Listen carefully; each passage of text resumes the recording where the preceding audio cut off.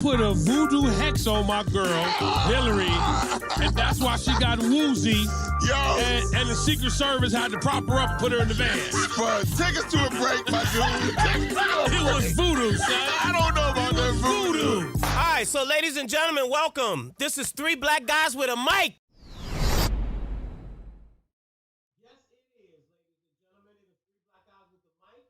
We are back in the building for a special episode. We call this a special episode or just a updated episode? We haven't been here in a very long time. Lamont, has been traveling the world, and he has, been overseas, and he's been, tanning, and what it really is, ladies and gentlemen. Look at him smiling like he got a glow. What really has happened. Now, it does not show on his body type, but Beyonce came out with the Peloton, and you know that Lamont has the Peloton. So he's decided that he was going to leave the podcast to make sure that he was going to get his Beyonce Peloton going on. Negro. I can't say niggas, but you Negroes. Oh, boy. Oh! I didn't hear you dispute it, though. Right.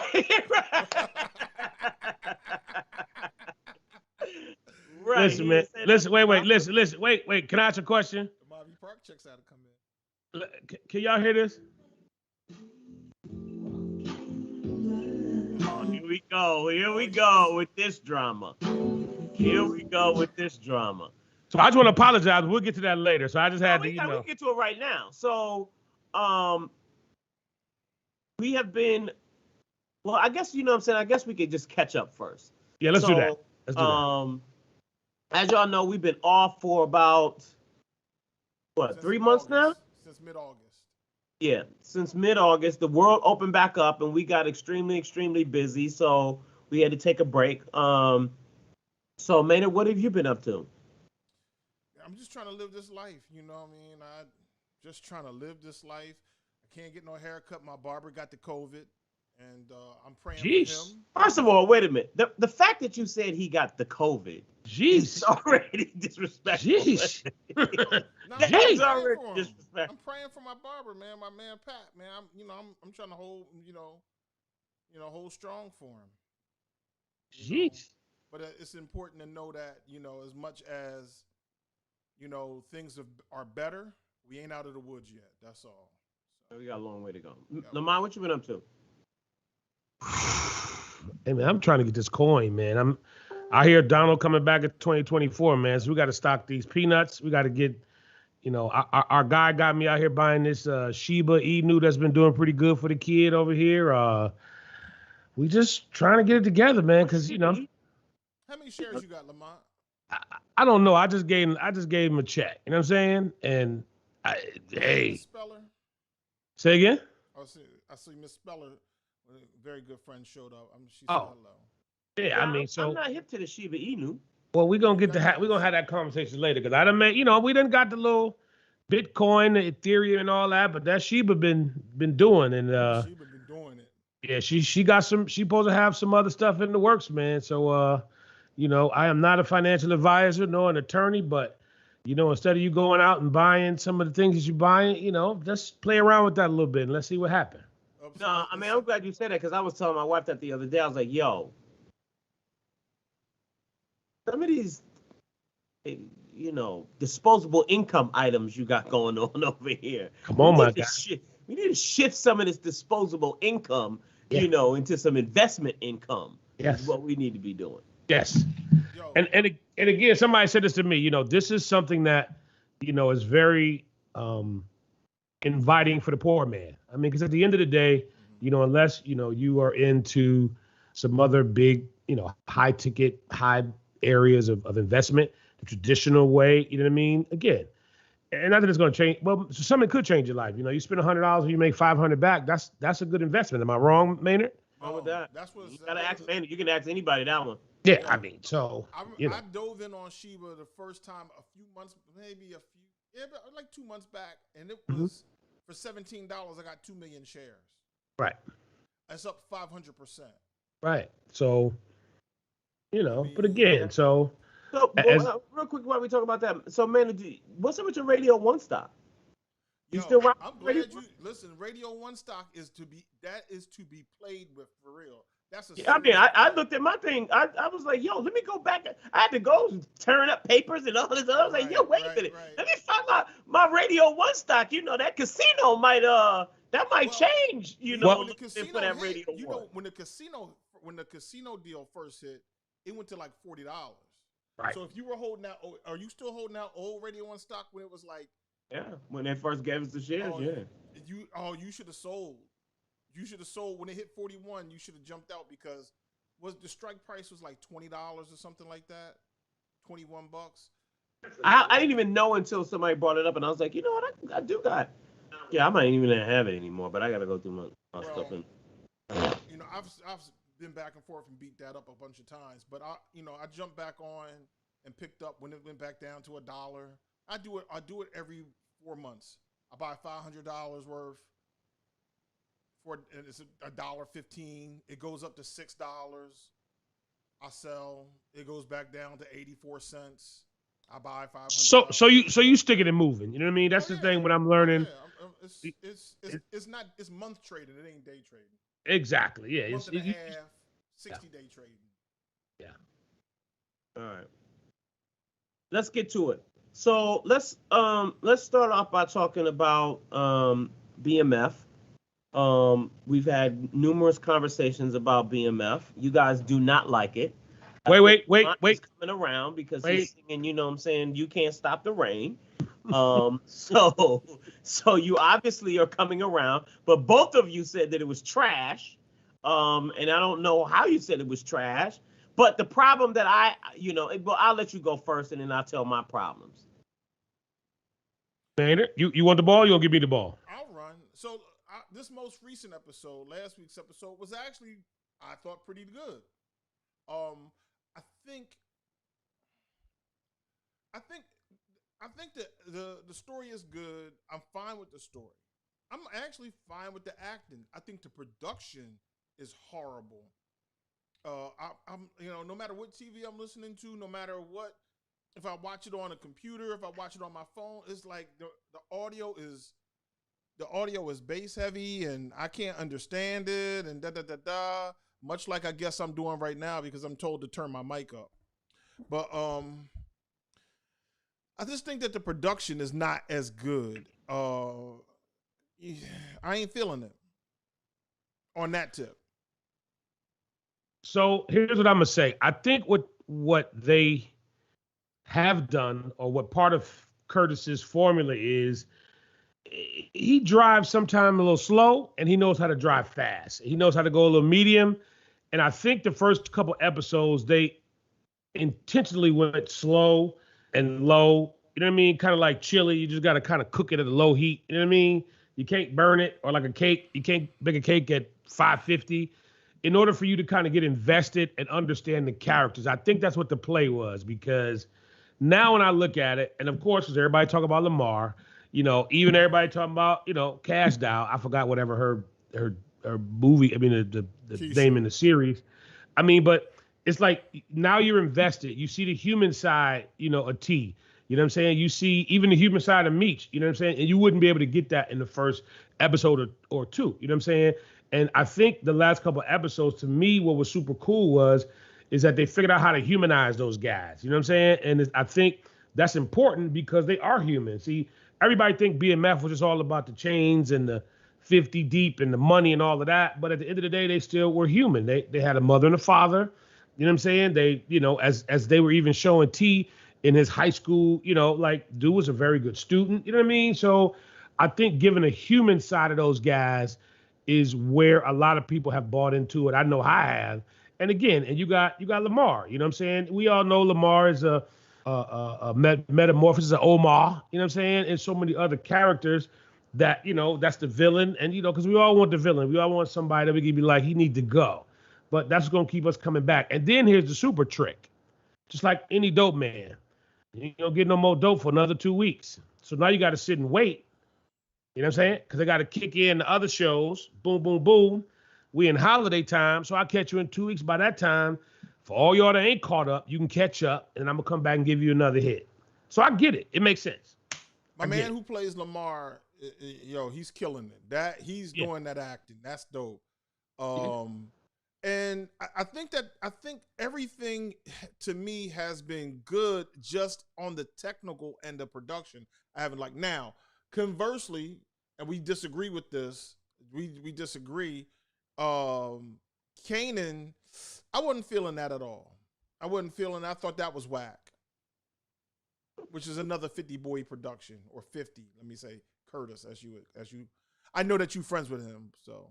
That's what the mama named him. You know what I'm saying? So I mean, I gotta go with that. But and again, I get the franchise. You cannot do anything but congratulate, show my man some props. But again, I'm with you. The first 2 episodes, I was like, nah, this ain't it. And again, being a real Detroiter, being someone who grew up in Southwest Detroit, being someone who, you know what I mean, was born at Otter Drive Hospital, that know what all of that, know Rouge and E-Course and Del Rey and all that. It's like some of that wasn't adding up what they was doing in the beginning, but I guess I got past that. It's cool. And I like the show. Spencer, what you got?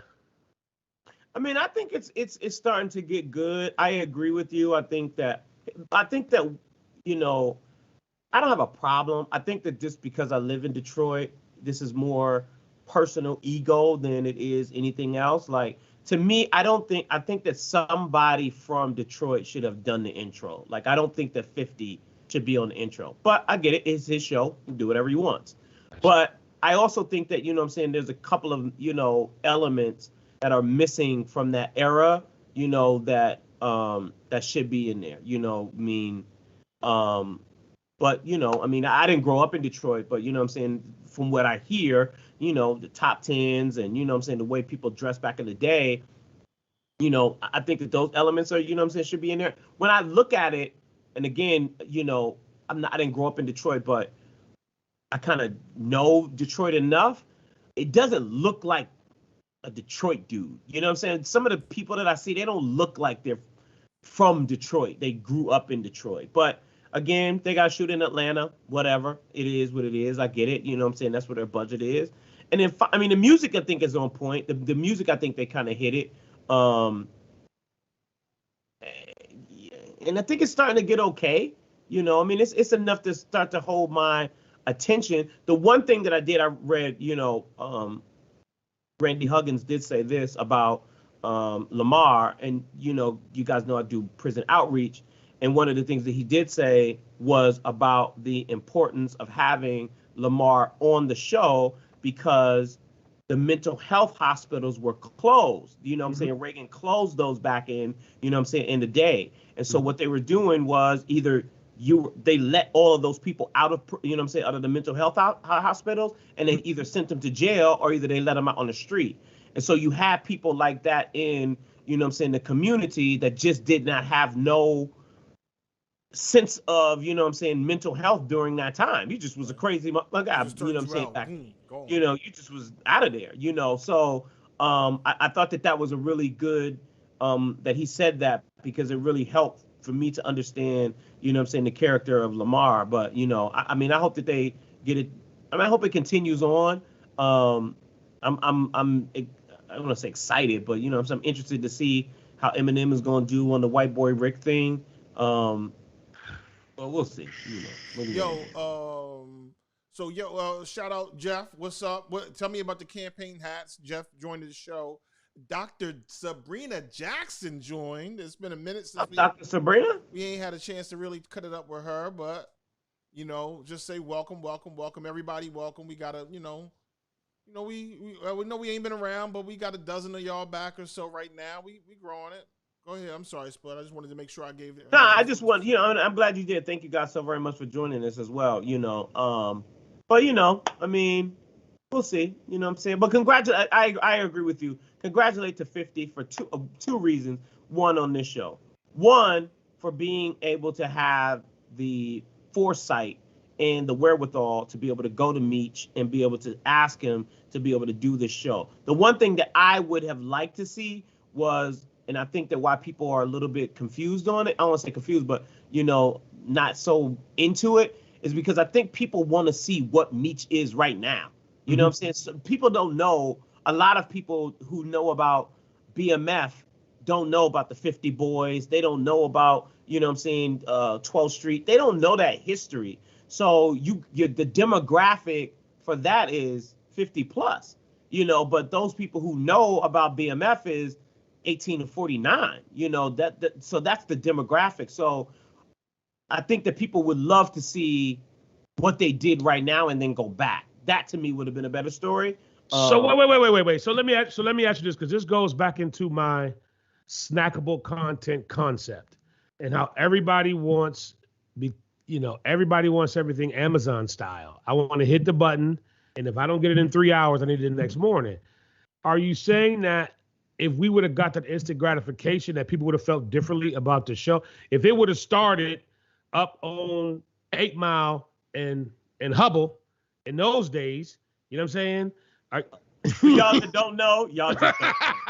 But if you know 8 Mile and Hubble, yeah. You know what I'm saying? You know, hard body on the, you know, but are you saying that people would have been more happy with that? And again, I want to answer my own question and say, of course, but I don't know if I'm mad at them starting at the beginning like this, because again, some of the stuff I knew, but some of the other stuff I didn't know. But I think that, you though, know, I think go this, ahead, man. though, most people who are not Detroiters who know anything about BMF know about Atlanta and more of the end of the story. Even like when we had a chance to speak with Brandy, who kind of got caught up in all of that.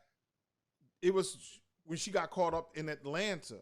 And I think the streets that are outside of Detroit are saying, okay, give me the full backstory. If you started at 8 Mile and Hubble, they probably, to them, for most people, would be like, it's the same as starting it out in Ecorse. It wouldn't matter. They would like, oh, it's Detroit. Like, most people don't know Ecorse is another city. It's not, whatever. Yeah. No, I agree with that. I think that if you would have started with the older Meech and then it's like documentary style, right? When you watch a documentary, you know what I'm saying, you're first getting what actually happened. You know, that's what a documentary always starts out at. It doesn't start out at the beginning. It's going to say, this is the plot of the actual story, and then let me take you back and show you how it happened. And I think that would have had a better hook, you know, than not. But I mean, I'm not a showrunner. Yo, I thought you were. Well, who's running this show? I mean, I don't know, man. Next. But let me ask one last question, because I've been seeing, and I don't follow close enough to know, that there's beef with some of the people who were of BMF truly and 50 now, or like it's not as lovey-dove as it was when it was announced. Is that what am I hearing? Have you guys heard anything like that? I didn't, but I'm out of the loop. You got a little grin? I mean, look, at the end of the day, T and Meat said it's okay. That's all you got to go with. You know what I'm saying? I mean, I guess in any scenario as big as what they were doing, you know, everybody going to have a difference of opinion. You know what I'm saying? And a perspective and what they name, and they, you know, and again, like we were always told, you know, that microphone is something different. That TV camera got to be worse. You know what I'm saying? Everybody want the light. Everybody want to hold the mic. So all you can say is his son is in the movie. I mean, in the what you don't call it. What do you call it? The series? Is that what you call it? That's a proper term for it? His biological son is in it, and T like, yo, this is good. Ain't nothing else to talk about. That's all you can say. Yeah. All right. Well, if y'all haven't seen BMF, go watch it. Go check it out. You know, it's worth watching. Yep, I'm ready. Come on. Let's go to the Alphabet Gang.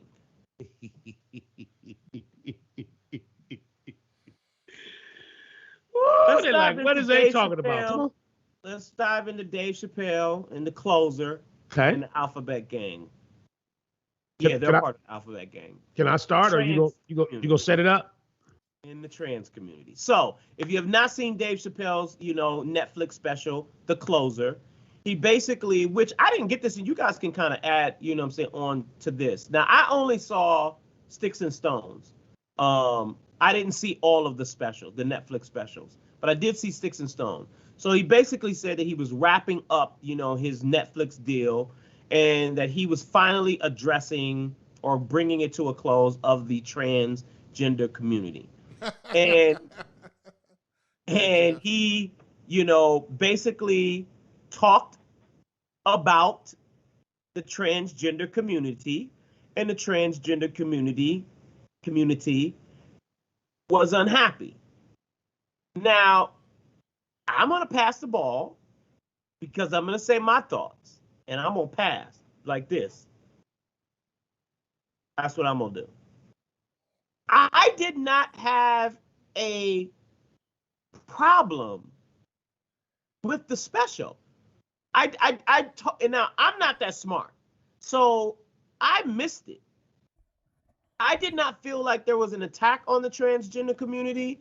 Anyone from the, Alphabet Gang, I didn't feel like there was any attack on any of them. I felt like Dave Chappelle was telling stories in a very comedic way. Now, when I watched it on the plane coming back from Baltimore, and I was crying, dying on the plane. And the lady next to me was like, what in the world is so damn funny? So anyway, so we got home, my wife and I watched it together, and she was like, this is not funny. This is offensive.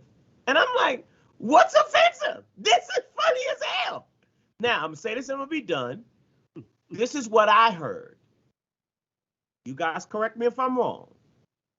I heard that Dave Chappelle was kind of making the, what's the word? Comparison, right? To the way Black people are treated and the way the Alphabet Gang is treated. And the power in the two, when he used the example of, which I didn't know, and I went to go and look up, that the baby actually killed somebody.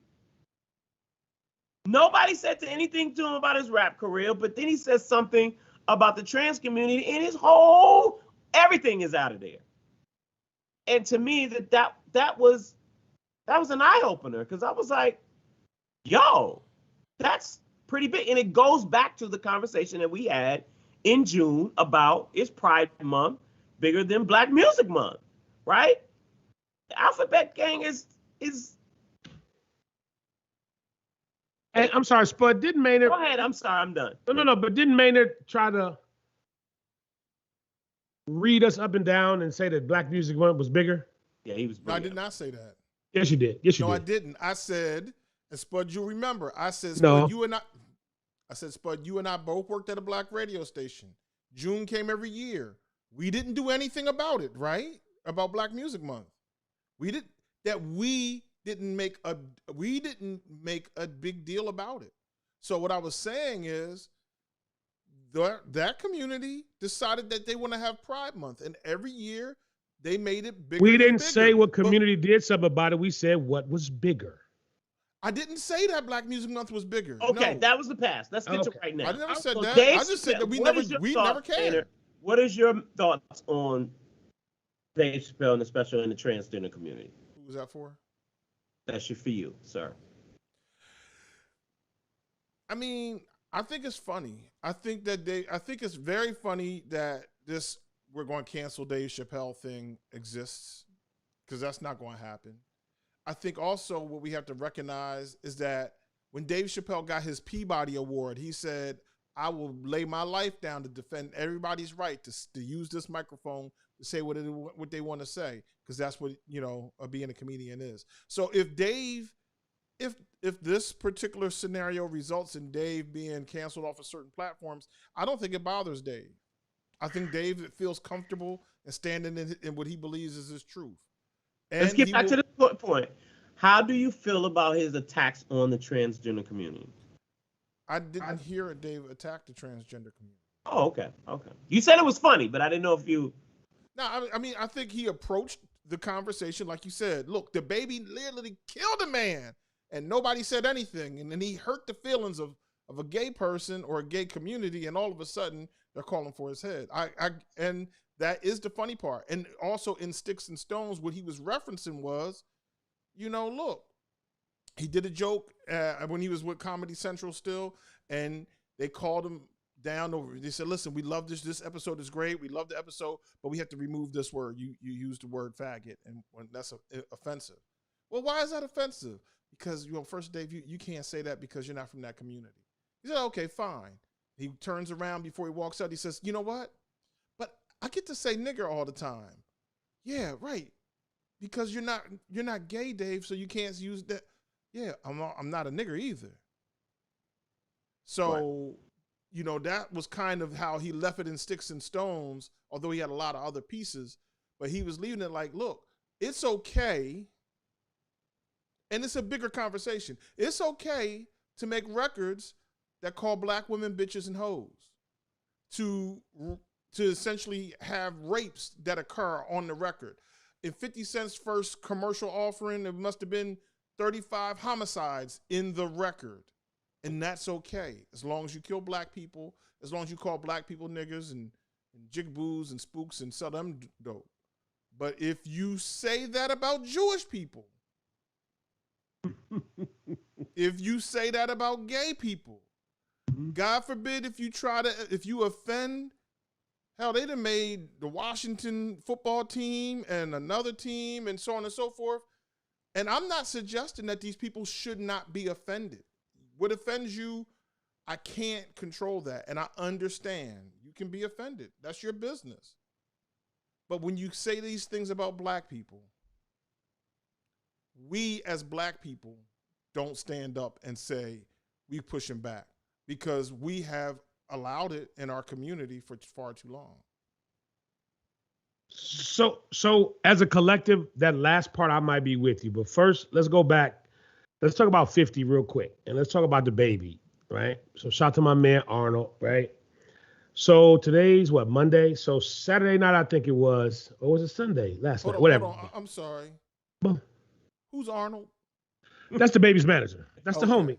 He down your way. Well, not too far from you. You know what I'm saying? Okay. I ain't an insider like you, Lamont. I got you. So all of this baby stuff started on the Rolling Out stage. Not Rolling Out. That's your guy. Rolling Loud. Rolling Loud is a big whatever. I think it was the one that was in Florida when he did it. I think it was Miami. So 50 had a set. I think it was, like I said, either last night or Saturday night. My days are bleeding. And actually 50 brought the baby out on stage when 50 was not, when the baby was disavowed or disallowed, whatever you want to say, to ever come on a Rolling Loud stage. But because of Curtis says, I don't come unless he gets up there. And that boy did get up there and sing his songs. So I want to park that there. I also want to park even Dave Chappelle by bringing it up, because here's what he did strategically. Not only Dave understood what his platform was about and what he had to get off his chest, but he said he was going to save another black man. You feel what I'm saying? He basically was telling him, you're not going to mess with my man. He rolling with us. He didn't say it like that, but that's what he meant. You know what I'm saying? Because they didn't have a super relationship like that. He didn't know dude like that. He didn't know none of the X, Y, and Z. But Dave is so intelligent that he said, you know what? We're going to help save this next generation. And he's not going to be bullied. Not when I have a microphone, not when I have a relationship with the company called Netflix, who's ran by, and I always love to say this part because most people don't know this. Because Maynard, do you know Ted Sarandis? I think that's his last name. The guy who runs Netflix, who his wife is? No. His wife is the daughter of Clarence Avant. Oh, really? Come on now. Oh, the Godfather. Come on now. The Black So Godfather. So this is way deeper. So when he talked about corporate interests, it's a whole lot of other stuff on the back end of all of this. And what the boy said, or what the man said, was right.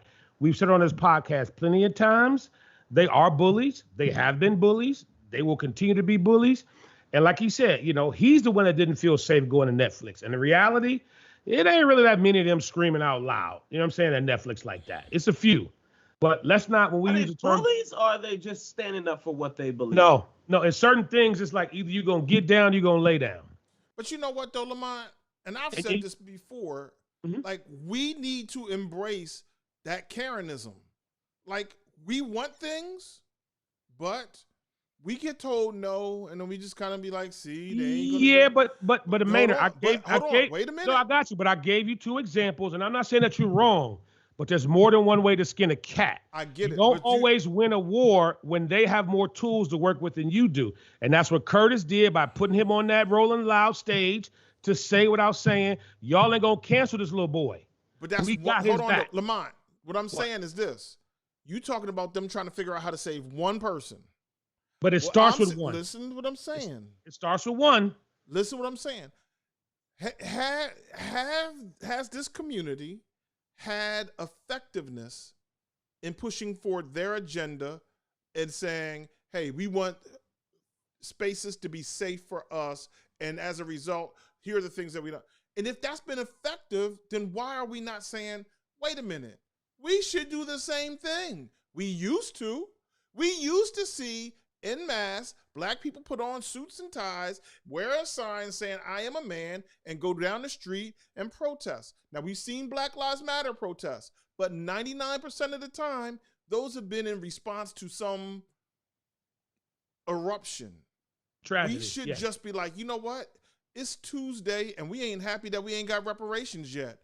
We're going to march on Thursday. There it is. It's done. And we're going to keep marching on Thursdays and Fridays and Saturdays and Sundays until we get what we want. Or we're going to keep saying, y'all not going to play this music on the FCC's airwaves, calling black women hoes and bitches and calling black men niggers.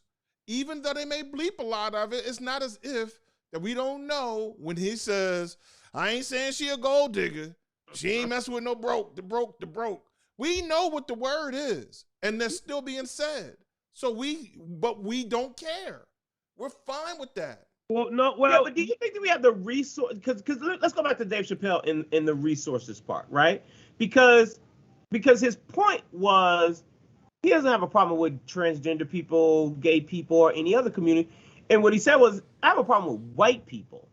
Right? Because at the end of the day, if a black trans person or a black gay person said something about calling the police, the reference was, he can't call the police, right? But a white person can call the police and have that privilege. So, unless it's, you know what I'm saying, I can just go there with the black trans community and the black gay community. The outpour of black trans women and men who get killed and get beat up is so not the same as when it comes to, the white community. I mean, they can get killed at the drop of a hat, and ain't nobody investigating no crimes or anything like that. But my point is it the resources? Because, and we'll dive into Colin Kaepernick's thing next, but if me, you, Lamont, go out, if let's just say this podcast right now had 1 million views. And we start talking about, you know what I'm saying? and we do. You know what I'm saying? You better recognize. And we do. But if, you know what I'm saying? And we start making that much, well, you got a target on your back. You got a target on your back. So they're going to do everything they can to be able to shut us down. And we don't have the resources to be able to fight back. No, false. We're going to get shut back. We're going to get shut down. False. Again, we watched, not us, because we're not actually old enough to have been there. When they marched across that bridge, we understand when they decided to boycott those buses, we recognize when black people have done lots of things to move civil rights forward. The unfortunate thing is the last time that happened was pre-1968. All right, let me stop you right there. Because he sounds like a rotary phone. No. He sounds like a rotary fucking phone. Because you got a very valid point, which is going to be my question in my comment.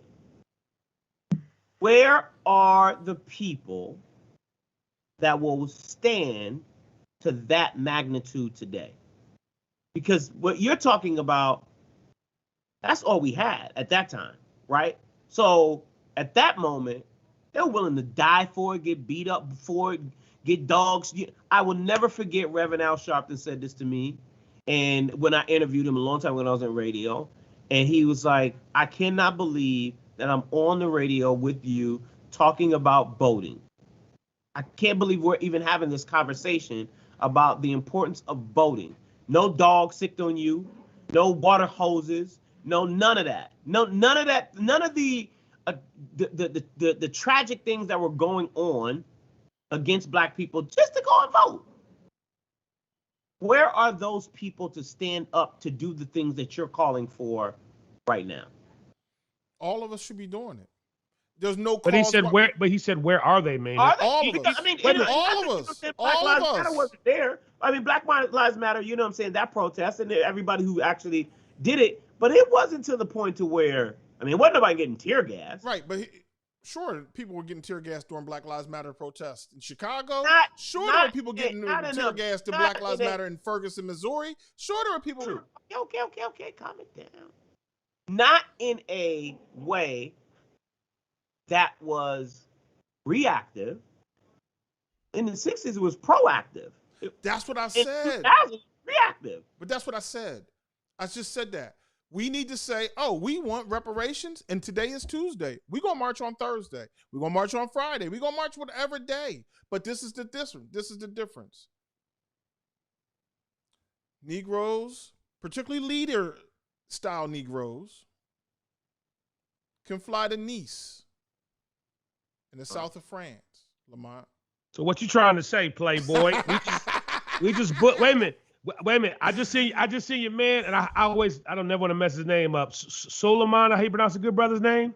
Suleiman. Yeah. So Santorini Greece is up next, my guy, because homeboy he inspired me. But go ahead, man. I'm sorry. Now we got, you know what I'm saying,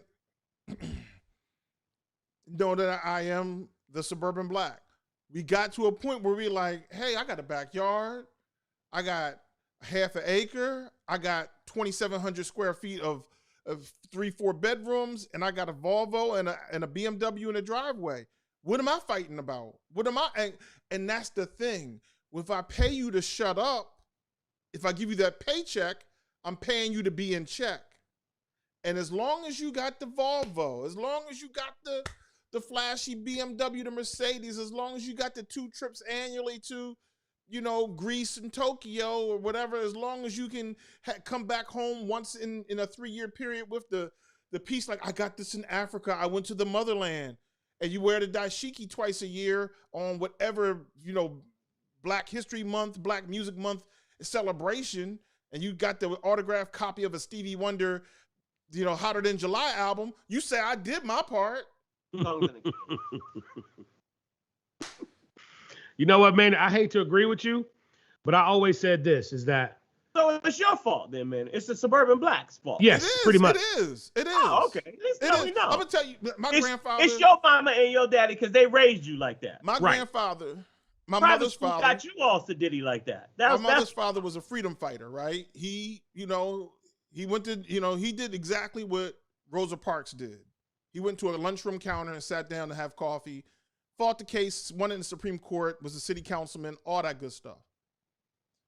All the time that I spoke with, and I knew my grandfather very well. He died when I was 22. He was always gangster with the radical politicism and activism. But every time I asked my mom, I'm like, well, what would happen when King got murdered? How did and we call him Daddy? How did Daddy react? I don't want to talk about that. It brings up such bad. Mom, I need this shit. I need this because it's feeding my soul to go out as the next person to say, I'm ready to go to the streets. I need the lessons. I need the information. But, my mother, Mom, you went to high school in a time when there was segregated bathrooms. What was that like? I don't want to talk about it. And I understand for her it brings up bad memories. But for me, and for my sister, who's even 10 years younger than me, like the knowledge and the struggle, like the baton wasn't being handed off. No, you got to hand that baton off. And that's what I'm trying to do with my daughter. All to like, look, unfortunately, my daughter wants to watch Third Rock from the Sun, Big Bang Theory.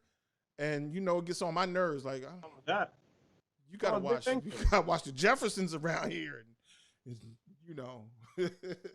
So man, let me ask you this question really quickly, and then in sport, I'll give you the ball back. And I'm with you on that because there's so many different things that even as of now I'm still learning. So as we just celebrated the 100, I think it was the 100th year of Tulsa, Oklahoma, correct? The Greenwood section. So here's what I didn't know is that, when we were promised the 24 acres, and I guess 40. I'm sorry. What I say? I said 20. Yeah. 24 is for another number. I'm going to get to that. The 40 acres today would be equivalent to 24 city blocks, right? I said, okay. So then I start to imagine, and then I understand that certain people in this country did get their 40 acres.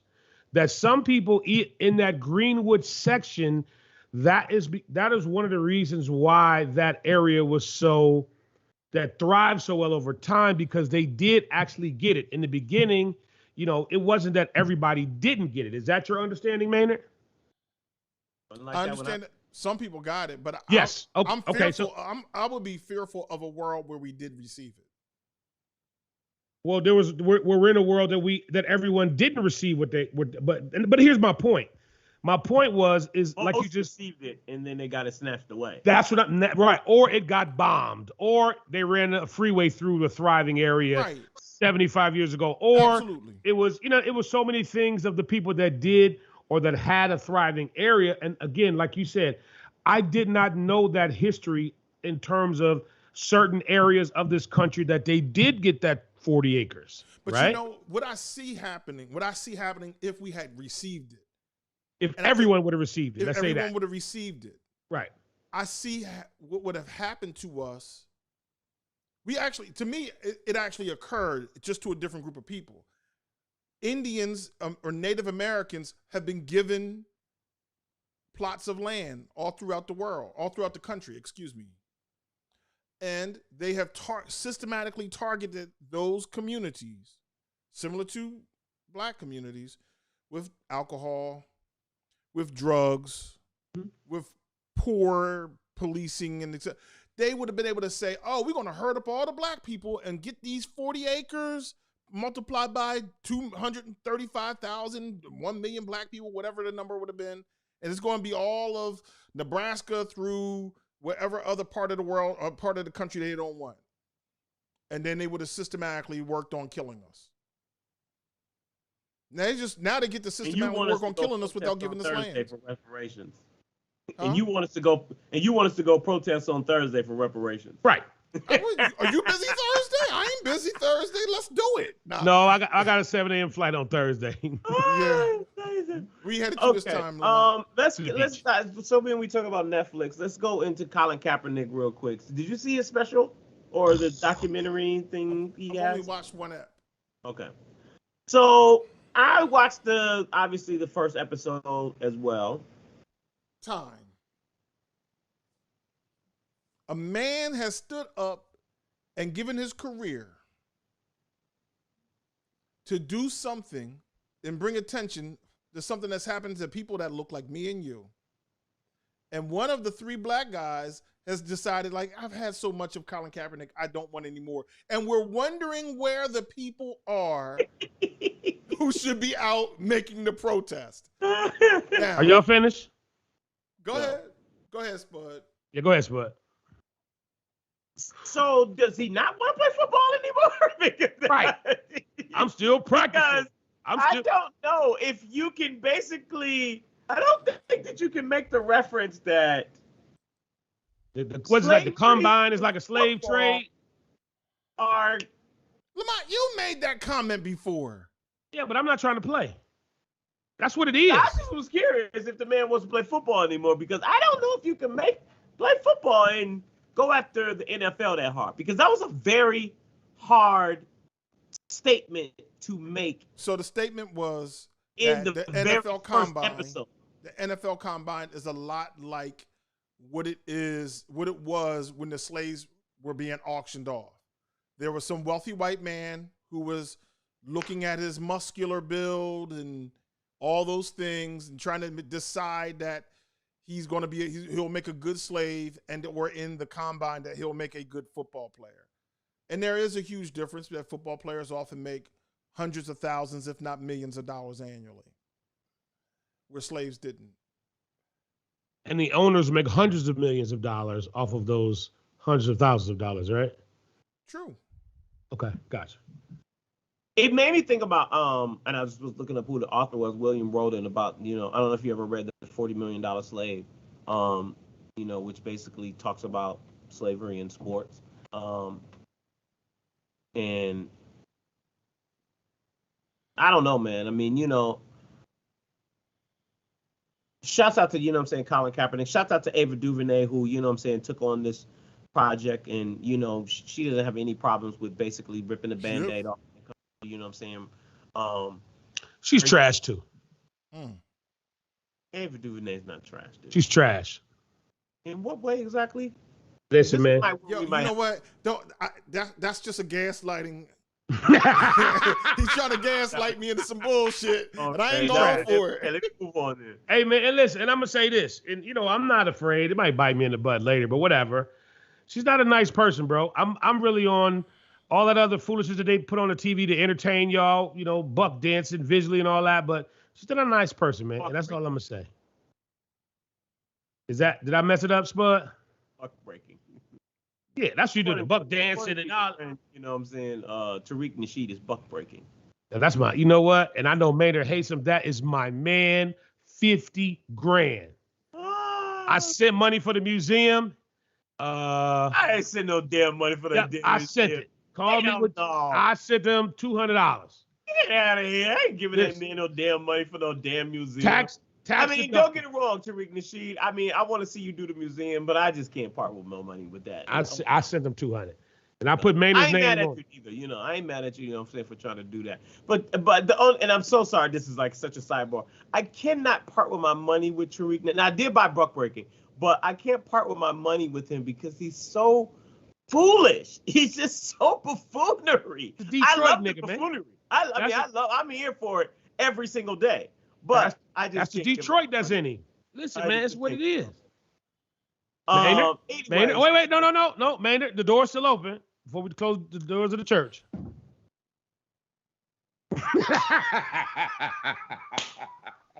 Check out Colin Kaepernick's, special, whatever it is, on Netflix. I only got to like the second episode. It's some really deep things in there. I think that even though I do like it,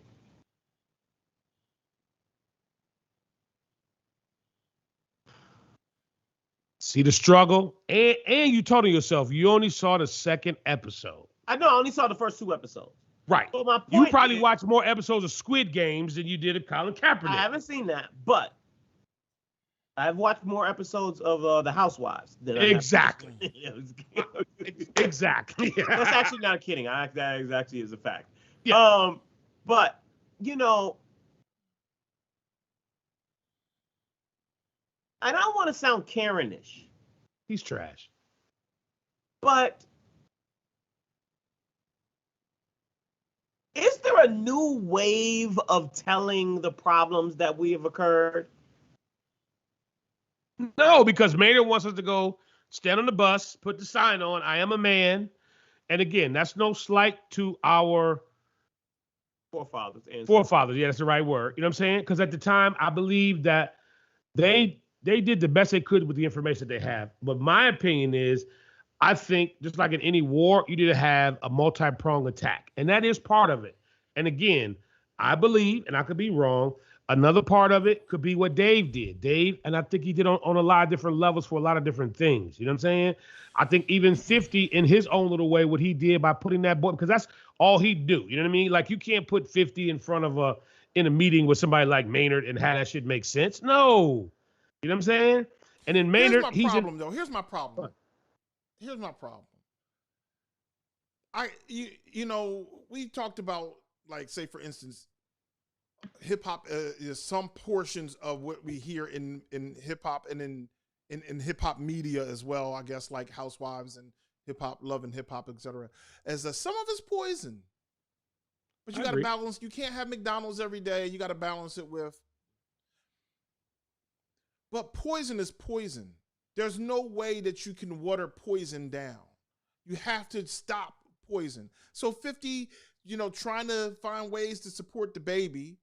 Who 50 and the first of all, let's understand 50 is really, he's not trying to do anything smart. He's not being, he's trying to just keep his clout popping. He was all up underneath what's the boy name? Tekashi 6ix9ine's hind parts when he was like, yo, Tekashi's popping. I need to get on with him. Then the babies is popping. I'm gonna get on it. Listen, none of these three men that we just discussed, 50, Tekashi, or the baby, necessarily are doing anything positive in media other than making something that's relatively compelling to watch or listen to. Like, we don't have anything that's truly like uplifting. The stories of, Power Book, Kanan, and BMF. The stories of selling dope, dealing crack, shooting and killing. The music is the same. What is wrong? And I only say this, not that I don't enjoy, I love the Reasonable Doubt album. I love the 4/4. I love all the J shit. I loved all the big stuff. I love a whole bunch of hip hop that was not positive. But why are we shooting down what they did in the 50s, 60s, saying, well, they only knew what they knew, and that don't work. That's the old way. But the new way is bitches ain't shit but hoes and trick. No. We have to stop. There are other young people that are doing that. No, there are other people that are doing, and not on a grand scale, but maybe even on a ground level, that are doing good in the community, that are doing things to affect change. Give me the song that Baby made, that the Baby made, the song that Tekashi 6ix9ine made, the song that 50 made, where it was like, oh, this is uplifting. 21 questions. What you say, Spud? 21 questions. Well, again, but see, man, that's another argument, and I'm not saying that you're wrong, but what I'm saying is, and it just came up in some conversations that could have been a righteous thing that he did by putting him up on that stage, and you could be wrong about it. And again, because you've been wrong about some things. He's just clout chasing because his star is not nearly as hot in the hip hop community as it was 20 years ago. So could we say the same thing about Benjamin Crump? Does he do the same thing? Ben Crump's trying to get a case every time. I ain't mad at that. He's trying to get a case. So he can clout chase, but Curtis can't win more shit. But Curtis can't clout chase, but Benjamin Crump can. The difference is this: I'm not going to give 50 some kind of civil rights award for him saying, "Hey, man, the baby got a song talking about I'm a banger from the back, and he should be up here with me." Civil rights, yes. At least Ben Crump is out here saying, look, a black man was murdered. I'm going to see to it that his family gets justice, even if he's clout chasing. No. He sees that they get a check. Well, that's different. Okay, and I'm fine with it not being justice, but he's at least trying to help the family to something. Did you see that? Is not trying to help the family to nothing. He's trying to help the baby make another song about Rapunzel and banging from the back. What? Did you see that pivot in 15 seconds? Went from justice to, well, I'm okay, they're not getting justice. He's doing what is available. He can't bring the child back. We understand that. But there's nothing about what 50 is doing for the baby that is good for us. Who is us? Because I totally disagree. Okay. I'm a part of that us and what he did. Okay.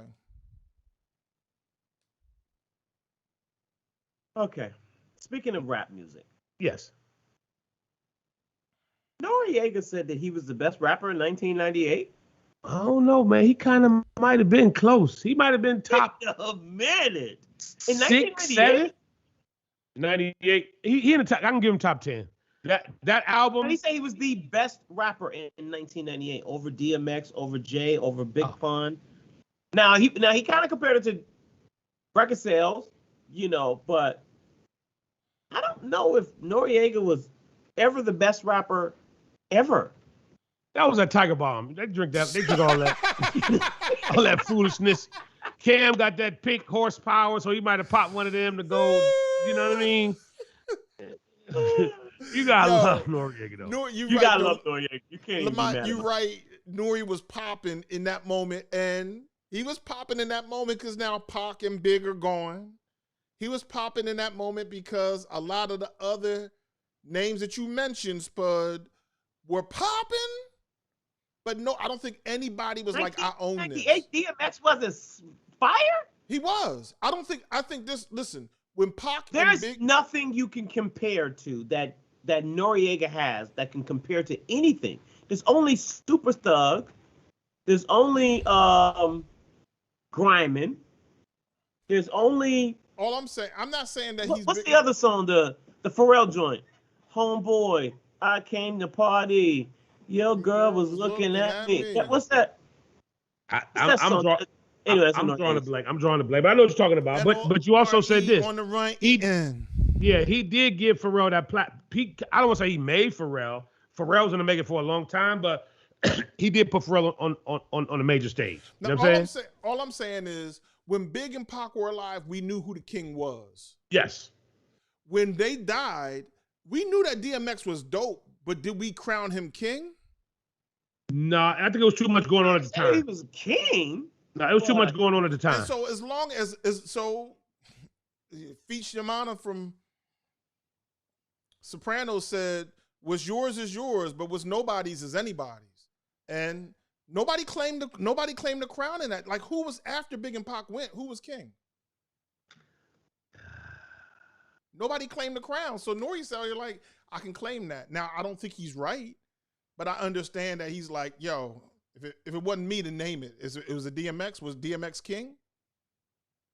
No, we're not talking about king. We're talking about best rapper? I mean, that's what we're talking about. The king. Are you the best rapper?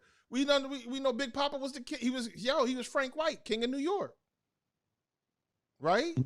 You know what, Spud? 98 was busy, man. I'm sitting there looking at 98. 98 was busy. Who was 98 and who was king? Mean, if you look at those names. It ain't about king, but I mean, you still had a Aquemini was 98. You had Outkast? 400 Degrees was 98. Yeah, but can any group be the king? Just single to single. I mean, Noriega was bigger than Juvenile? Yeah, no. I don't know if New Orleans rappers could ever approach. Back that thing up in 1998. Money, Power, Respect back was that thing 98. up was 1999. From 1999. And I came out in 1998 because I just moved here. Yeah. War and Peace was 98, and I'm not a Cube fan at all. I don't see how y'all not a Cube fan. But I mean, he bugging. He tripping. What Cube doing? Busta Rhymes, if there's anybody that could be to me in that moment. Busta Rhymes, put your hands where my eyes can see? It would be between Bus and Redman. And it was a tribe. It was a tribe record in '98. Yeah, nah. But nobody would ever say that they were king, and I think that's what he's saying. I was the hottest. Okay, it was open. Tiger Bomb, man. That's all. I agree with that. All right, let me get to one. Where we at time wise? Oh, we got 2 minutes. So bring us up to speed on the politics joint, right? Yeah. 2 things. Especially Virginia. Let's start with Virginia. Okay. What's going on in Virginia? Why do we care? Or no. Why is it important? And what's happening in the governor's race there? Okay, so in Virginia, we got a governor's race. So what people should know is every year that there is a presidential election, the following year is a gubernatorial and statewide election in the state of Virginia. Virginia and New Jersey, Lamont State. I didn't mean to call you out like that, Lamont. But Virginia and Jersey are the only 2 states that kind of follow that particular path. As a result, this year in Virginia, we have the Trump-backed candidate, Glenn Youngkin, and the Clintonista, if you will, people will call him, Terry McAuliffe, who is the Democrat. Terry McAuliffe is previously a governor of Virginia. In Virginia, the governor can only run from 1 term at a time. You get 4 years, you got to go sit down. You can come back later, but you cannot get reelected to consecutive terms. Anyhow, what people typically believe, and there is a track record, that if Virginia goes for the Republican, therefore the House and the Senate in the midterm elections the following year will also go Republican. And or if Virginia goes Democrat, the House and the Senate will go Democrat in the upcoming midterm elections. Terry McAuliffe, who is a superstar, he worked for the Clintons. He was all up on under Hillary Clinton in the past. That's their family like that. Like I said, had previously been governor, and he has a hair thin lead over Glenn Youngkin. Below Glenn Youngkin running for lieutenant governor on the Republican ticket is a black woman named Winsome Sears, who has never won election in the state, and she just keeps finding ways to keep running, and whatever. And then I think the challenge that we have to look at in Virginia is immediately, if the Republicans win, the opportunities for abortion, like we will become a pro-life state. They will just pass a law similar to the one in Texas. That's already what Glenn Youngkin has said. Also, debates on the teaching of certain things in school is up for grabs at this point, as well as bathrooms and how we vote. In fact, Glenn Youngkin would likely, or at least people have said, audit the Virginia 2020 election to find a way to get the state of Virginia turned over for Donald Trump. That's what his team has said they're going to do. They're going to immediately audit the state, just like Arizona was audited. That's in Virginia, and we know that, there are other implications for the midterms, as I said, for next year. And I don't know exactly what's going on in Jersey. Maybe Lamont has some information on that. We holding it down. We good on this side. The Democratic governor here who went on TV and said, listen, if our high taxes if the taxes here are a problem for you, then this ain't the state for you. But don't worry about that. We got him. He's on lock. Okay. We go take care of that business tomorrow. All right. Bring us up to speed on the infrastructure bill. So, I'm sorry. Maynard, there's a back end. There's a back end joke for that, Maynard, that you're not aware of. Manchin is what? Manchin is trying to block it at this point, or Manchin's not, So Manchin and Kristen Sinema, both Democrats, Manchin from West Virginia and Kristen Sinema from Arizona, have been the thorn in the side of the Democrats on the Democratic side. Let us not forget that every Republican is against it. So it's not just these two people. We can blame it on them, but we also have to look at the idea that we all need highways, Democrat or Republican. Anyhow, it's went from this $3.5 trillion thing over a 10-year period to down to 2.7, down to 1 point something. And now it appears now this week that there may very well be some movement. I think a lot of the movement was stifled because everybody has their eyes on what's going to happen in the election tomorrow in Virginia. Because the election tomorrow in Virginia is going to be, is Joe Biden big and bad enough to help people in their states win elections? That becomes that's what Joe Manchin is gaming. So is he back tomorrow?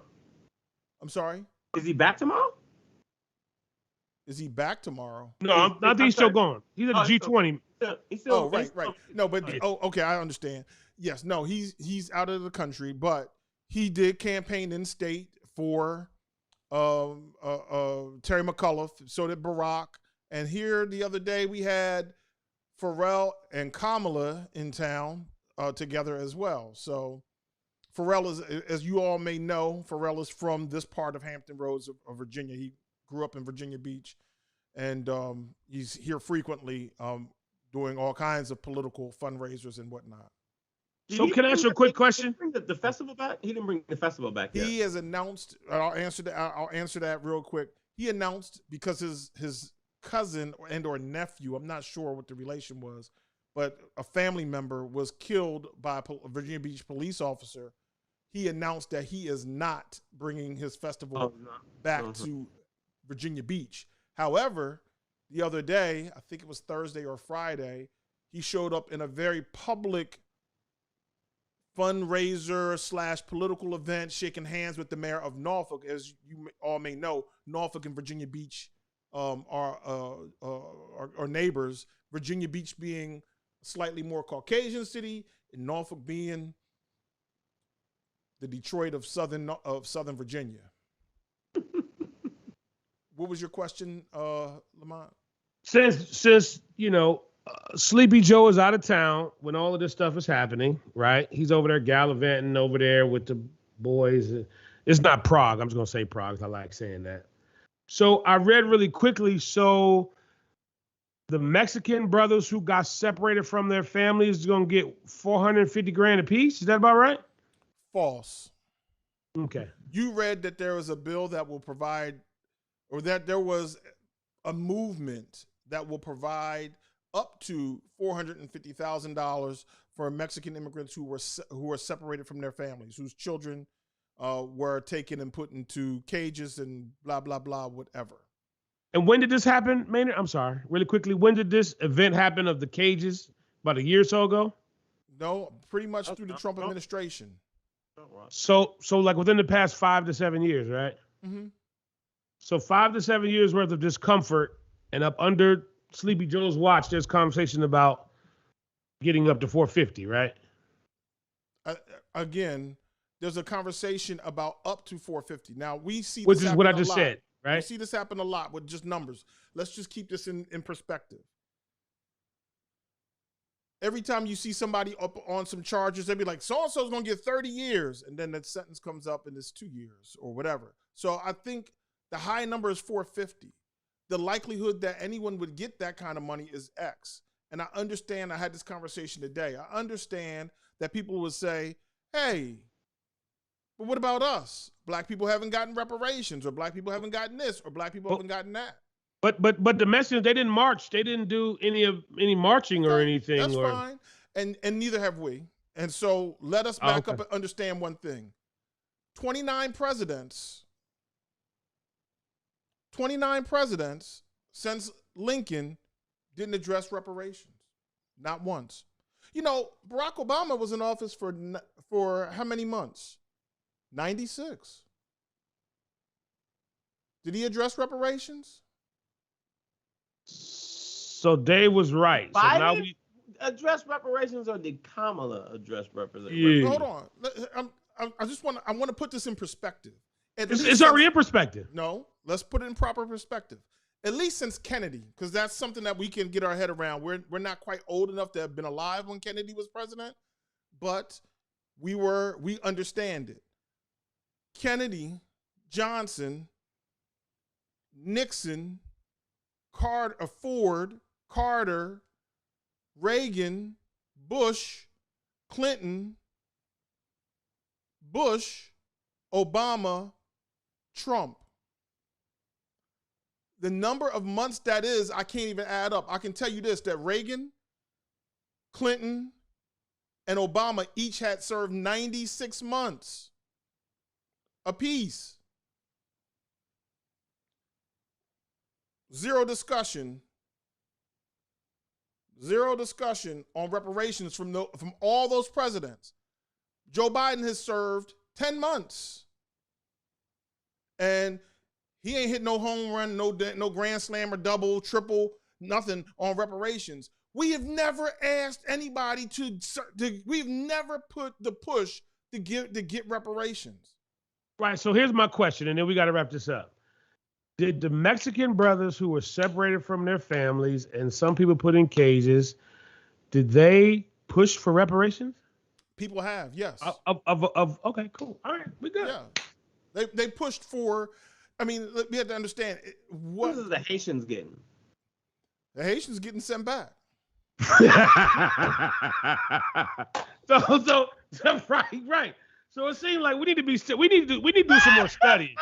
Because the market ain't it. We don't need to study. We need to stand up. Yeah, everybody else getting the W. We not getting the W, man. Because we're not asking for a W.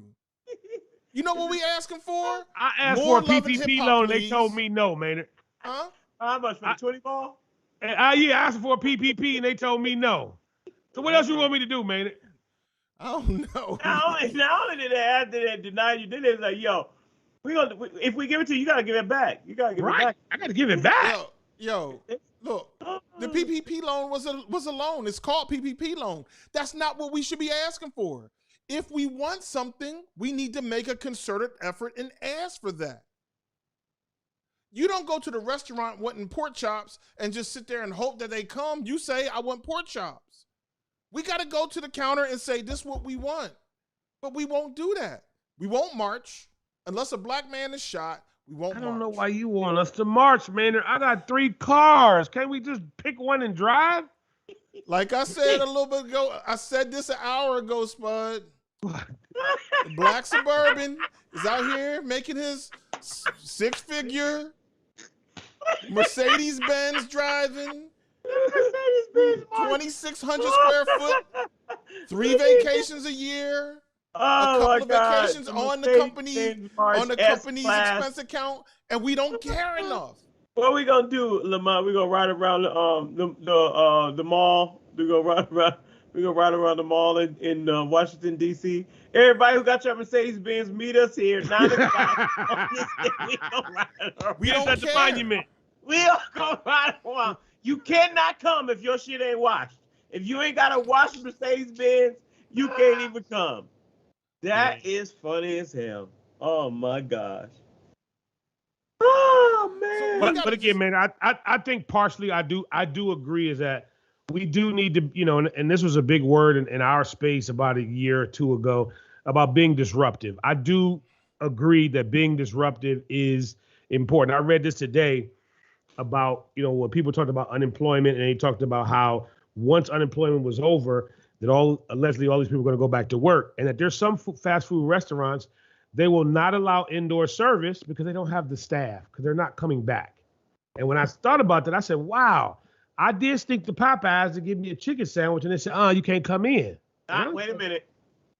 What? Did you get the hottie sauce? Get the who? This brings up a whole other point. The what? The hottie sauce. You ain't get no hottie sauce? Hands on my knees, shaking ass on my thought shit. No. But I'm gonna be honest with you. The line was too long, so I went to Shake Shack because they actually have a better chicken sandwich. Here's the problem, though. Here is the problem. What? Right? We got a problem as America. Don't tell me you got a problem with the hottie sauce. We got a problem as America with how they handle business in Afghanistan. They treat their wives wrong. They do this and do that. They cut people's heads off. I don't know what they do. I mean, I have never seen it myself, but I understand, But so on one hand, you got this craziness that is, we're going to cut wives' heads off. We don't let them drive. They don't get to say anything out cold to men. A woman and, I was watching Kevin Samuels, and this woman's like, I just got a bad mouth. I can't. And he said, you know what? You got a bad mouth, and you talk that shit because you're in America. If you had been in Brazil, in Saudi Arabia, in Nigeria, your husband would smack this dog snot shit out of you, and there'd be nothing you can do about it. I'm not suggesting that we have that, but we have to also understand, as arcane as those people may live in our mind, as backwards as that may be, we have our women out here, hands on their knees, shaking ass on their thought shit. We got Saweetie out here with her own McDonald's meal. We got WAP. What do we want? So where are you going, man? I'm saying our culture, we didn't went too far. Are you advocating domestic violence? No. I mean, because you use that as a alternative. I said that's arcane, and I said that is absolutely not what we want. But on the other hand, what we have is not what we want either. None of us, if we are all single men right now, none of us want to pick a woman who is singing. Like if you were to walk into a club, or you were walking to a bar, you were walking to a restaurant, and a woman was playing on her phone, hands on my knees, shaking ass, and she's singing that shit, you ain't gonna be like, that's wifey. That's wifey. You might need to speak for yourself, because if I'm in a bar for one and I'm single, that might be what we're going for. No, That's not you're not going to wipe that. But man, you're also out of the demo as well. Yes, right? you're much so out of the demo. No, I'm not. It's not about being out of the demo. Oh, yes, you are, man. Listen to what I'm saying. Class, manners, treating women and men with respect. There's no demographic for that. Let me push. So back. at 25, it's okay to call women bitches. She's a bitch. No, there's never a good time for that. There's not a demographic for calling people bitches. Well, what if she is a bitch, Maynard? Okay, I know we're over. Listen, I think that the same way in the 60s and the 70s, right? You didn't see, let's just go back to I don't know what era that was. Lucille Ball, you saw those black and white shows. They didn't sleep in the same bed. The times were different in the way that they communicated with each other. What's the honeymooner's name? Ralph Crandon. Ralph Crandon. He can only say bang, zoom, but he was feeling the same thing as I want to slap the shit out of you right now. That was the same feeling. Now, you get to say that. When I have a conversation with my son, who's 30 years old at this point. Goodness gracious, he's 30? That nigga said 30? Oh, my God. It's not the way that he interacts with women, not the same. It is that intense. It is that communication. It is that type of vibe. And it's unfortunate because I'm on the same page with you as regards to demographic. And, you know what I'm saying, that should be all demos. Anybody should not be, you know what I'm saying, calling women bitches and hoes and so forth and so on. I'm going to make this example and I'm going to let it go. I remember a friend of mine. God, I hope he's not watching right now. I remember a friend of mine. We used to walk to the arcade. And me, him, his girlfriend, you know what I'm saying, a bunch of us. And he would literally, out of nowhere, literally punch her right in the mouth. And we all like, yo, what the? Literally, this is no joke. And this would occur all the time. And when I asked her about it, I'm like, yo, what in the world? And her thing was, this is the way that he shows affection and love to me. I could not even fathom it.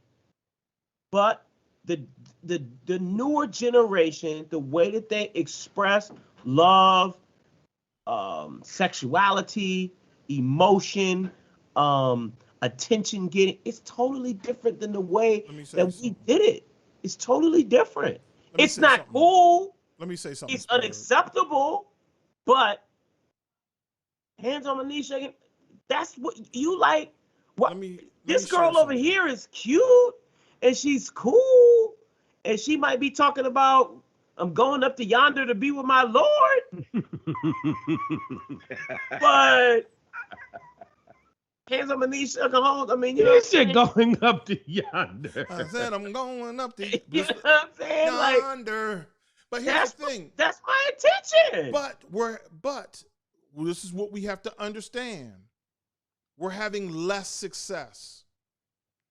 Our rate of success is going down. How are you telling Megan Thee Stallion that just I'm not whoa. I'm not talking about Megan She Thee got a Stallion. hottie sauce, my guy. I'm not talking about Megan Thee Stallion as the success level. I'm saying us as a black community, we're having less success. We're having more children out of wedlock. We are having more children born into poverty. We are having more women raising children by themselves. So we need to be on the Blexit train. That's where we need to go. I don't know anything about Blexit or whatever. I just know this. All the trains where the black people need to exit from the Democratic Party and we need to go to the Republican Party. Listen. That's what you just said. No, I didn't. I did not say that. I said nothing of that sort. The music and the culture. Listen. Bravo has a show called Real Housewives of Atlanta. And the other VH1. Tread lightly, my brother. VH1 has shows about, has the Love and Hip Hop series. Whether it's Atlanta, New York, Los Angeles, wherever. Basketball-wise, wherever that may be. the music and where the culture is right now, wherever that may be, has nothing to do with being a Democrat. Has nothing to do with that. If I decide that I want to go to a nightclub, find a woman, smash unprotected sex, get her pregnant, and not be a father to my child, has nothing to do with Republicans, Democrats, Independents, Green Party, Libertarians, or anything of the sort. It's what do I value? The most important 30 seconds of a child's life is what happens when the mother says to the man, I'm pregnant. And he has a decision to make. Yes, I'm gonna be excited. I'm excited. I'm gonna be a father, or it ain't mine. In that 30 seconds, the Housewives of Atlanta a problem, but the Housewives of Beverly Hills is not a problem. Right. Because I don't think that we watch Housewives of Beverly Hills. I think that the cable ratings show Housewives of Atlanta outperforms all of that shit. I mean, even from, you know what I'm saying, from a white on white perspective, right? I mean, or Salt Lake City, the ones that have white, you know what I'm saying, cast members. Why is those not a problem to the white community, but the Housewives of Atlanta is a problem to the black community? I don't know why white people ain't mad about it. If I was white, I'd be mad about it. But I don't know. I ain't white. I just know this. I don't like to see black women. I don't like to see McDonald's and Volvo and Toyota and the Apple and the IBM ThinkPad spending money to promote black women fighting in restaurants and throwing plates and tables at each other. I despise that. I think that shit's horrible. Horrible. But you okay with the hottie sauce? It's just a little Chick-fil-A sauce. It's the Polynesian sauce from Chick-fil-A.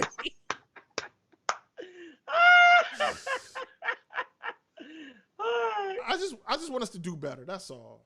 Oh my gosh. Gotta do. Jeff said if your friend had hit his daughter, it would be a problem. He was going to kill that person. And I agree, because if a man put his hands on my daughter, I ain't no fighter, but we can go with the tool. Because you ain't going to hit my daughter. You ain't going to punch my daughter in her face. Well, I can say this to you as a father. Certain things in kids' life. We didn't hear a thing you said. I read his lips, and I try to always there's not. Certain things, you know what I'm saying, in a kid's life you just can't control as a parent. Yeah. You know? Listen, I get that a kid decides that he's going to do. I can't stop him at the moment that it occurs. Or your child. You can't stop your child. I know, but if my child comes home, my daughter comes home, and some man has put his hands on her, he and I are going to have a conversation, and it's going to typically end with a bang.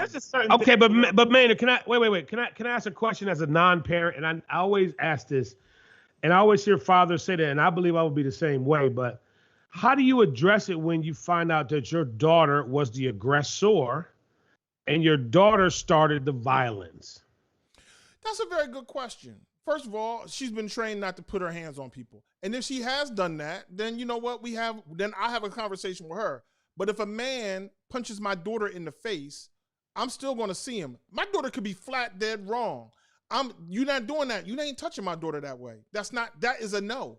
But your daughter did this. I get that. She did do that, and I'll address that. But in the meantime, I'm going to split your lip and put 2 shots in your ass. So let me ask you this, and this actually really happened. There was a guy I know. I'm killing for my daughter. I got you. His daughter poured boiling water on another grown man. That shit was wrong. And the grown man ended up giving her a little 2-piece.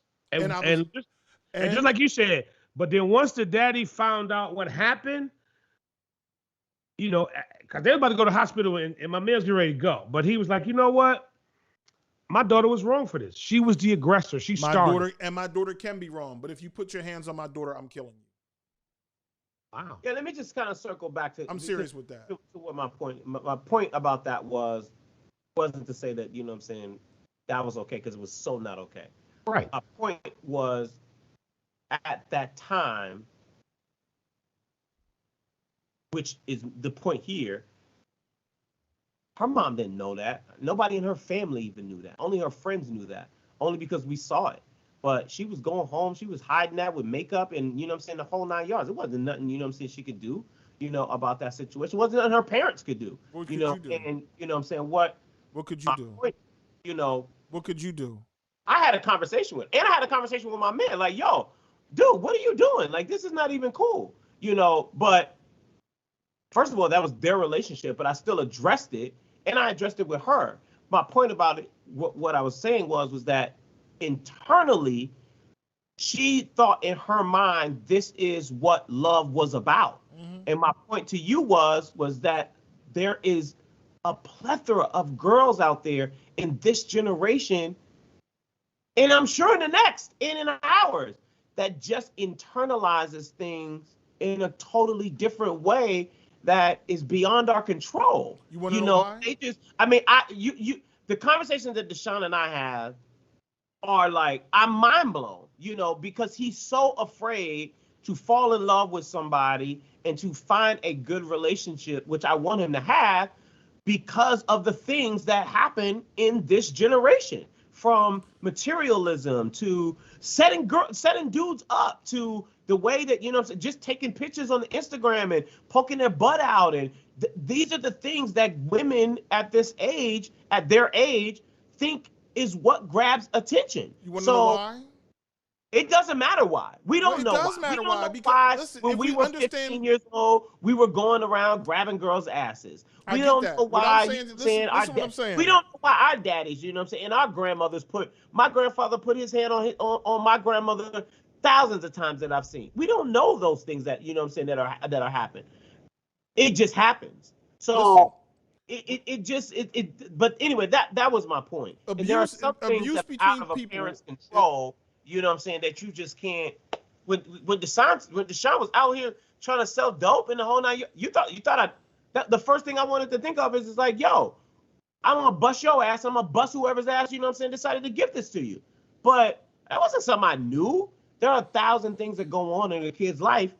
You just don't know. Right, but we're sitting here acting like we just arrived here today by accident, and no, we have been seeing, what I'm saying is we've been seeing signs that we're going in this path. And it's not like we went from here to here one day, overnight. What we have to do is say, listen, the car is shimmying. It's probably the tire. Oh, I found out it's the tire. Let's change the tire. The car drives better. Our community, our culture is doing more than shimmying.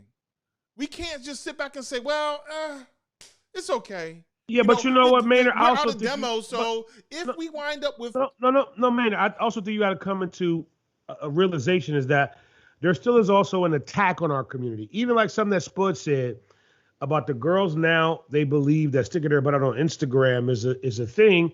We have to understand that they have been targeted. Just like, remember we talked about us going to college and how we were targeted for credit cards and giving credit cards that we didn't really have any business having. You remember that? Mm-hmm.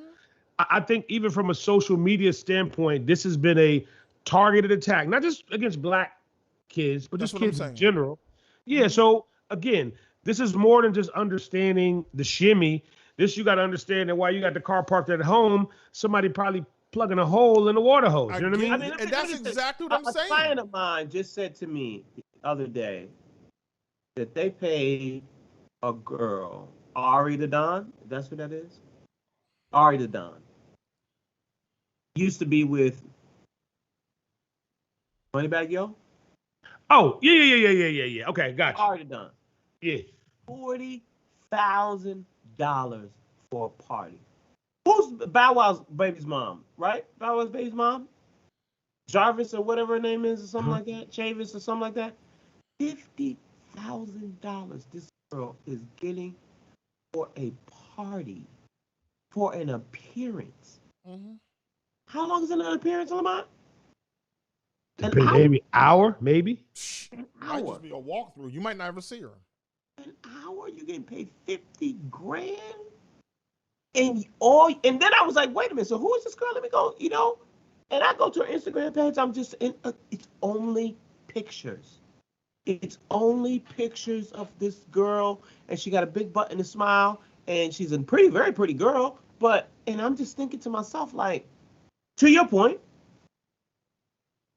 this is what $50,000 gets you? This is what you pay for 50. This is what you pay to get people into an establishment. Yes.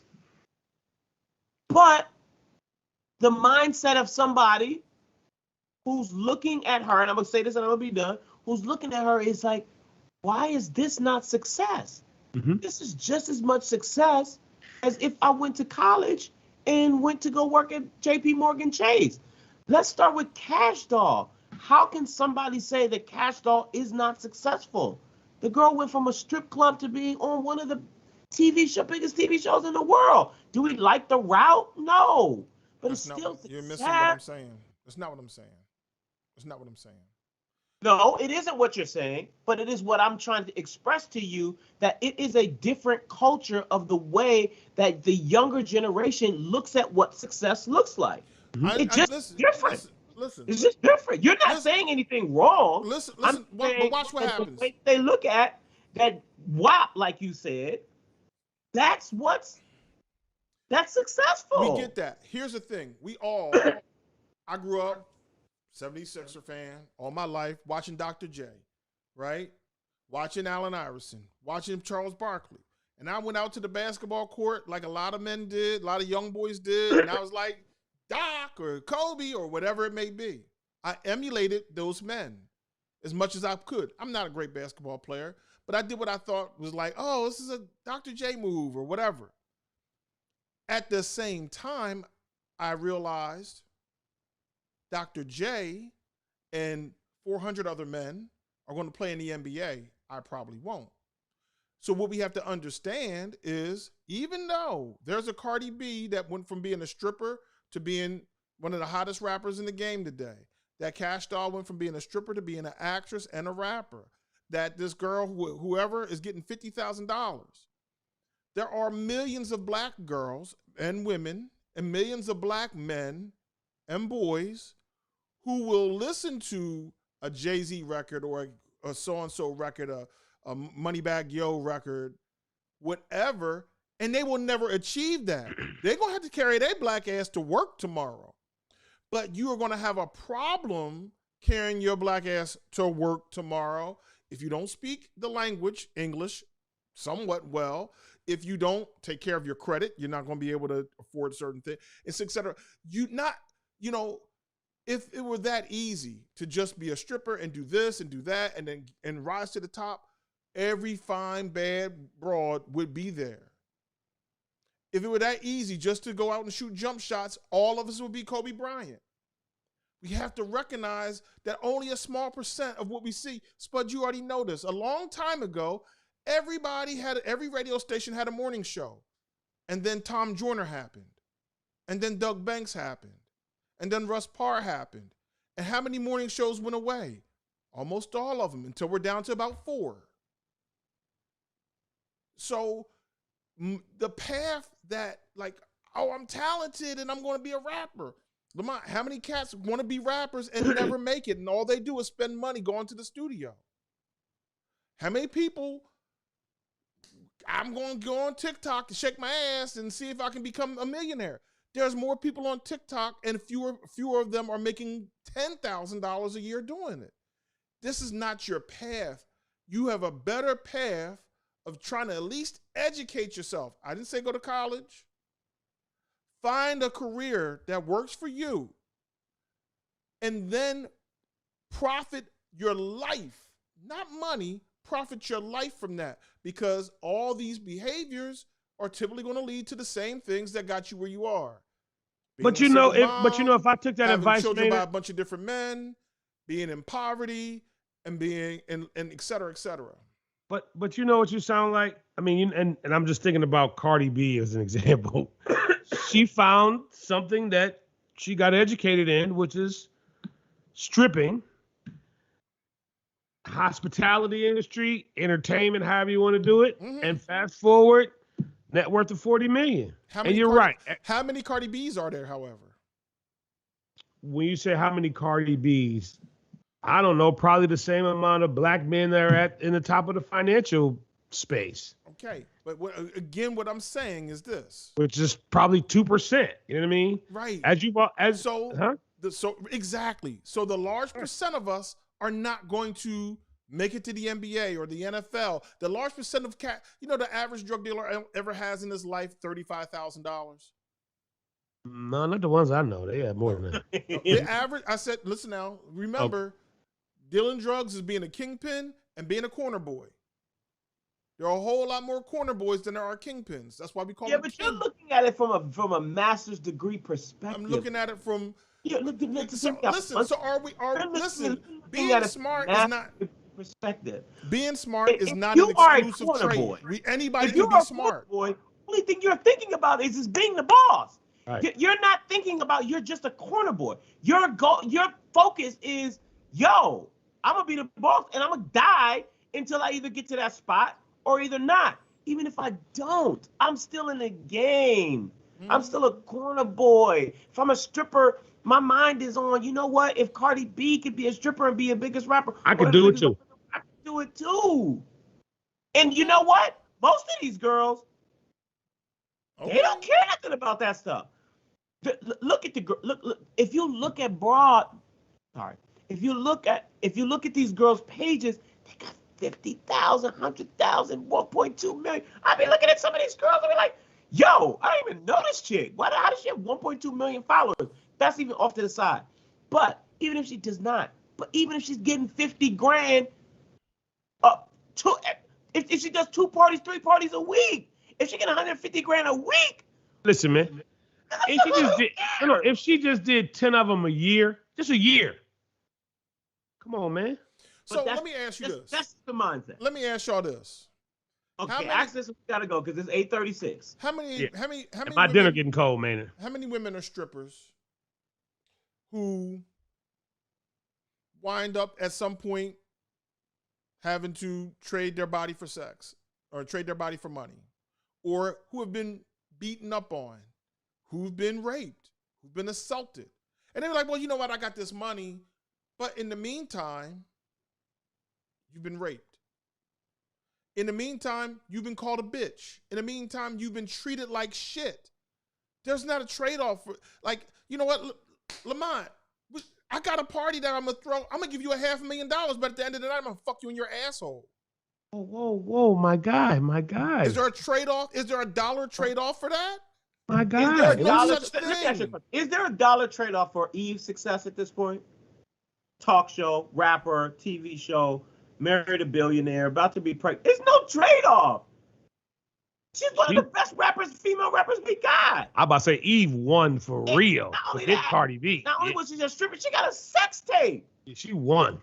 So what I'm saying, it just is what it is. So what I'm saying, and Dr. Sabrina, I don't think that having the right level of intelligence has nothing to do with degrees. As Dr. Sabrina mentioned degrees. I don't think that we know. Just say Eve got a sex tape and Eve got the talk show and Eve didn't sell these records. Do we know? Do we know what, man? Hold on. Do we know if Eve goes home after all of that and cries? Do we know if she has nightmares from what she's been through? I'm just saying we can get all these things that we call success.